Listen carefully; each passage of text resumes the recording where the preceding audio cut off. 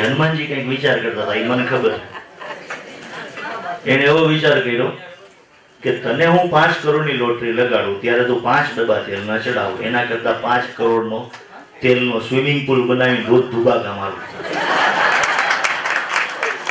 कोने आपू, क्यारे आपू, शुं आपू ने केटलुं आपू ए ईश्वरने खबर छे।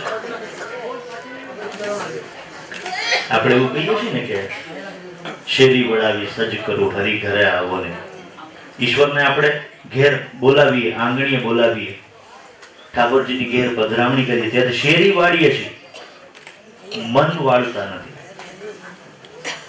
એને 56 ભોગ ધરાવીએ છીએ। ભગવાન શ્રી રામને શબરીએ બોર ખવડાવ્યા હતા, એના બોર એઠા હતા પણ પ્રેમ ચોખ્ખો હતો। આપણા બોર કદાચ સાફ હશે પણ પ્રેમ એઠો હોય છે, એ શુદ્ધ નથી હોતો, એમાં શુદ્ધતા જરૂરી છે। એટલે દરેક તફાવત જે છે અમીર ગરીબનો હોય, માત્ર માણસે સર્જેલો છે, ઈશ્વરના દરબારમાં એવો કોઈ તફાવત નથી। અને આપણે જ્યારે મંદિરની વાત કરીએ છીએ ત્યારે સૌથી પહેલા જો આંગણું ચોખ્ખું કરતા હોય તો મનને ચોખ્ખું રાખવું જરૂરી છે, મન મંદિરિયાને ચોખ્ખું રાખવું જરૂરી છે। કારણ કે ઈશ્વરને મંદિર કરતા માણસોના મનમાં, ભક્તોના મનમાં રહેવું વધારે ગમે છે। મંદિરમાં માણસોનું ચાલતું હશે પણ મનમાં તો ઈશ્વરનું ચાલે છે। અને એટલે જ આપણે સૌ સાથે મળી નિધિ ધોળકિયાના કંઠે ઠાકોરજીને મન મંદિરે મહાલવા માટેનું આમંત્રણ આપ્યું।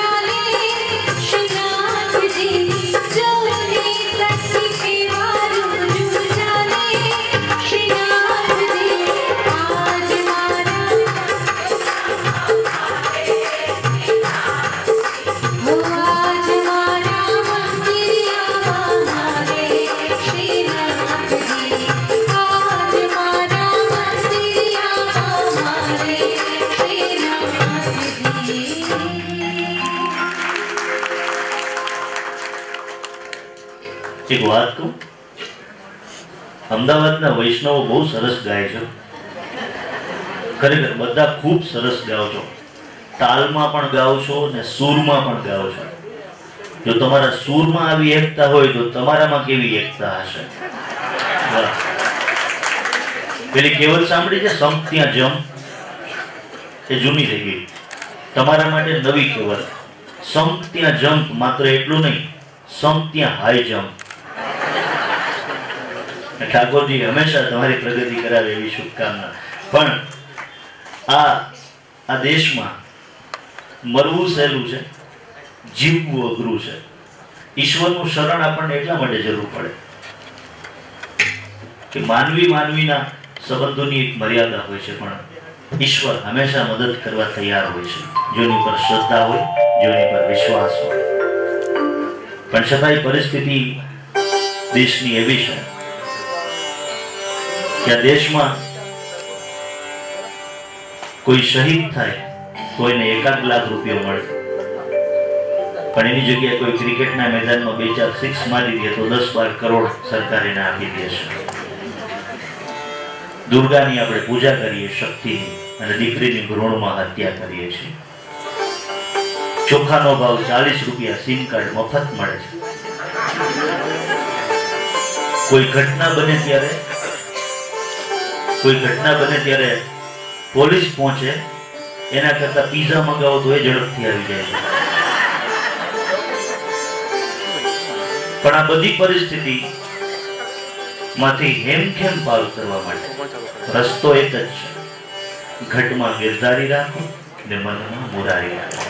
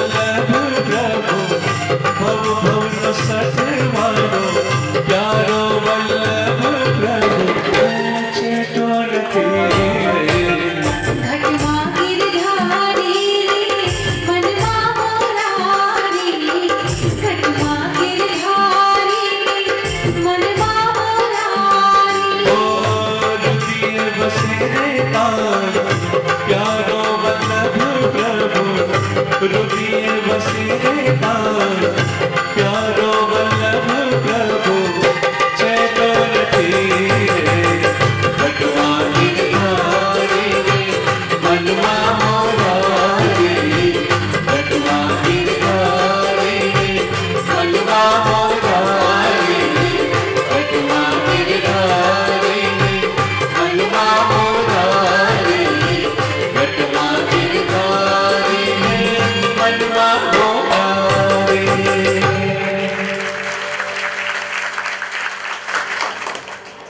એક સવાલ પૂછું આપને. મને સવાલ પૂછવાની બહુ ખરાબ આદત છે. તમારે કોઈ સરકારી અધિકારી પાસે તમારું કામ કરાવવું હોય તો સૌથી પહેલા શું કરવું પડે?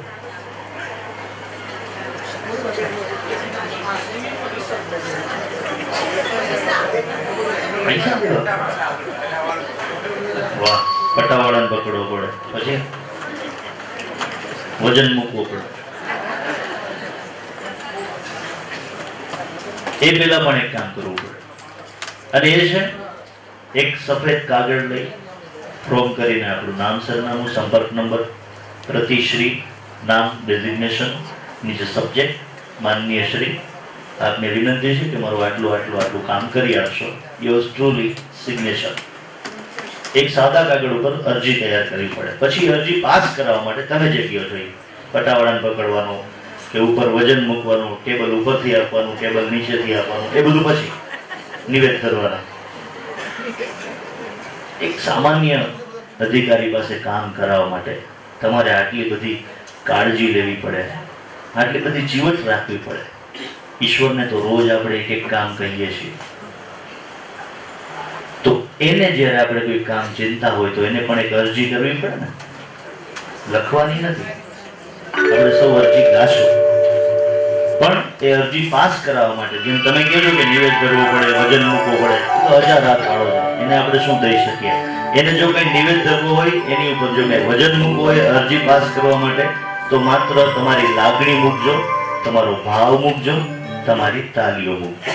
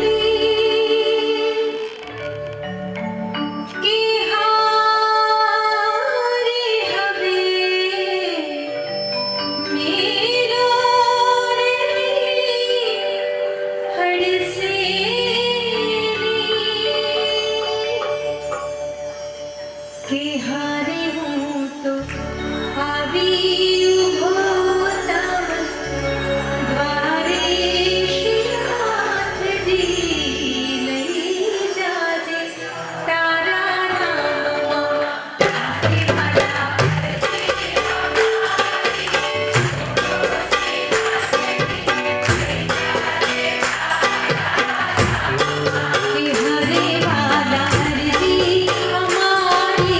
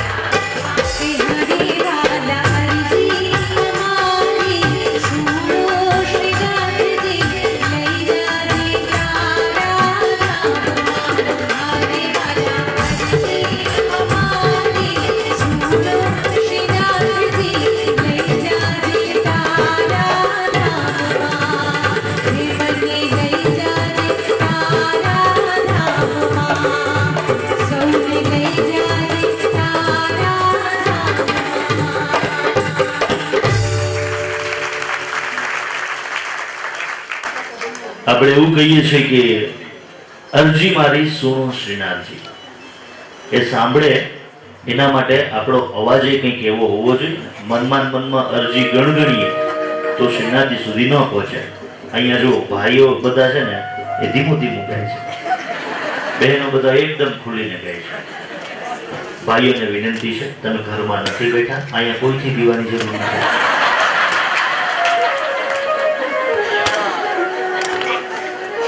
અને પાછળ સુધી ઘણા એમ હોય કે આગળવાળા ગાય છે એ લોકો સંભળાય છે, આપણે ગાય કે ન ગાય શું ફેર પડે. ઘણાને તો એવું હોય કે કેમેરો સામે આવે ને ત્યારે જ ભેગા ગાય ચાલવું પડે. પણ આ જે કેમેરો છે ને એ એસટીવી 360 છે, એની વાઇડ ઝૂમ ની એની મર્યાદા હોય. પણ આજે ઠાકોરજીનો કેમેરો છે ને તો આખી દુનિયા ઉપર ફરે છે. એના કીર્તનમાં તમે શું કરો છો એને ખબર જ છે. એની હાર્ડ ડિસ્ક બહુ મોટી છે. આપણે ઈશ્વરને રોજ કંઈક કહીએ છીએ જ્યારે સમય મળે ત્યારે. ક્યારેક ઠાકોરજીની આંખમાં આંખ નાખીને જોજો, એ પણ કંઈક કહેવા માંગે છે. શુદ્ધ વૈષ્ણવોને જેની સેવા કરે છે, જેની પૂજા કરે છે, એનાથી એ પ્રસન્ન છે. પણ સમાજનો જે માનવી રાહ ભટકી ગયો છે એને કંઈક કહેવા માંગે છે. બધાને ખબર છે કે બાળોતિયામાં ખિસ્સા નથી હોતા, કફનમાં પણ નથી હોતા. આ વચ્ચે દરજીએ ખિસ્સું નાખી દીધું, એને ભરવા માટે કેટલી બધી દોડા દોડે. નવરાજ નથી થતા આપણે પૈસામાંથી. પૈસા ન હોય તો કમાવાની ઉપાધિ, આવી જાય તો ગણવાની ઉપાધિ, સાચવવાની ઉપાધિ, વાપરવાનો તો સમય જ ન રહી. છતાંય બધા ભેગું કરી રાખે. ખબર છે કે આમાંથી કાંઈ નથી લઈ જતા.